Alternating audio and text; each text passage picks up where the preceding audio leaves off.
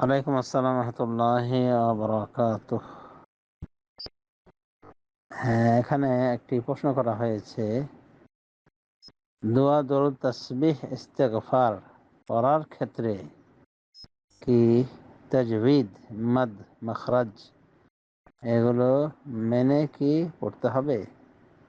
এগুলোতে এক আলিফ না টানলে কি সমস্যা আছে? সকাল সন্ধ্যার দোয়াগুলোতে মাদ টানার ব্যাপারে যদি একটু বলতেন। হ্যাঁ, প্রশ্নটা আশা করি আমরা সবাই শুনেছি। এর উত্তর হলো যে কোরআন ছাড়া বাকি অন্যান্য আয়াতে এই তাজবিদের এরকম মেনে চলার বাধ্যকতা নেই। যেমন মান আনতা, এখন তাজবিদের কায়দা হলো মান, মান তাতে পড়তে হবে, এজহার করে পড়তে হবে। আর আতা, তো এরকম করে কেরাত করলে হবে? কথাবার্তায় আমরা তো প্রচলিত নিজের ভাষা তো এভাবে করি না, তো এগুলো বেখাপ্পা।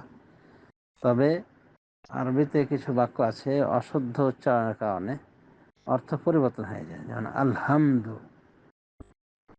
আলহামদুর জায়গায় আলহামদু যদি পড়া হয় উল্টো পুল্টো অর্থ হয়ে যাবে।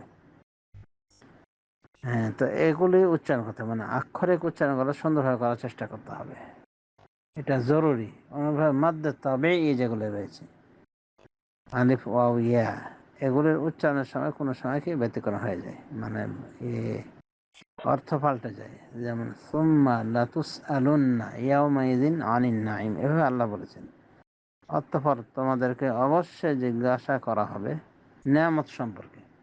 এখন এখানে যে সুম্মা লাতুসআলুন্না, এখানে যে লাতুসআলুনা লামটা, এটা লামে তাকিদ, মানে তাকিদ বোঝানোর জন্য এই লামটা এসেছে। সুতরাং যদি কেউ এটাকে তাড়াতাড়ি না পড়ে, লম্বা করে পড়ে, একালে যদি টেনে বসে, তাহলে কি হবে? এটা কুফরি বাক্য হয়ে গেল।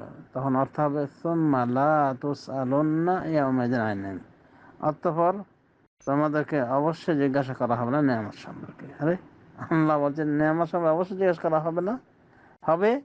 আল্লাহ বলছেন হবে, ও বলছে হবে না। হচ্ছে এটা সে জেনে শুনে বলেনি, কিন্তু অর্থ এটাই দাঁড়ায়।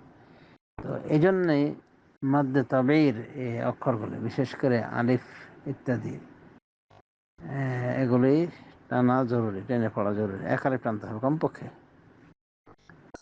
আর যেখানে টান নেই, যে লামে টান নেই, সে লামকে টানলেই কিন্তু গলত হয়ে যাবে। সে লাম টানার কারণেই তখন উল্টাপাল্টা অর্থ হয়ে যাবে।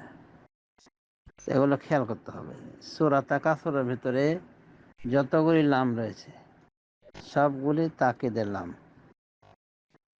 আলহাকুমুত তাকাসুর হাত্তা যুরতুমুল মাকাবির কাল্লা সাউফা তা'লামুন সুম্মা কাল্লা সাউফা তা'লামুন কাল্লা লাউ তা'লামুন ইলমাল ইয়াকিন লা তারাউন্নাল জাহিম লা তারাউন্নাল জাহিম।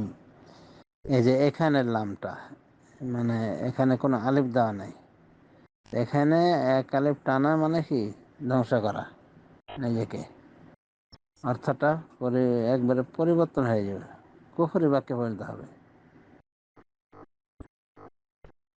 লা তারাউন্নাল জাহিম এর অর্থ হলো অবশ্যই তোমরা জাহান্নামকে দেখবে। আর যদি বলে লা তারাউন্নাল জাহিম, তখন অর্থ হবে তোমরা দেখবে না জাহান্নামকে। এরপর আল্লাহ বলছে সুম্মা লা তারাউন্নাহা আইনাল ইয়াকিন, অতঃপর দেখবে জাহান্নামকে আইনে ইয়াকিনের সাথে। তো এখানেও যে লামটা রয়েছে, এই লামটা টেনে না পড়লে, না টেনে পড়লে, উল্টা বলছিলাম, টেনে পড়লে কুফরি বাক্য হয়ে যাবে। অতঃপর তোমরা জাহান্নামকে দেখবে না, লা তারাউন্না যদি বলা হয়, অনুভাবে শেষের লামের কথা বললামই। সুম্মা লা তুসআলুন্না ইয়াওমাইযিন আনিন নাঈম, এই লা তুসআলুন্না তাড়াতাড়ি পড়তে হবে, লা তুসআলুন্না পড়লে কুফরি বাক্য হয়ে যাবে। তো এগুলো খেয়াল করতে হবে। আক্ষরিক অক্ষরগুলির উচ্চারণ, বিশেষ করে যেখানে মানে উচ্চারণের কারণেই মানে পার্থক্য হয়ে যায়, তো এগুলো খেয়াল করতে হবে, শুদ্ধ করে উচ্চারণ করতে হবে। কিন্তু তাজবিদের যে কায়দা, ইজহার, ইকলাব, ইদগাম, এগুলি শুধুমাত্র কোরআনের ক্ষেত্রে প্রযোজ্য।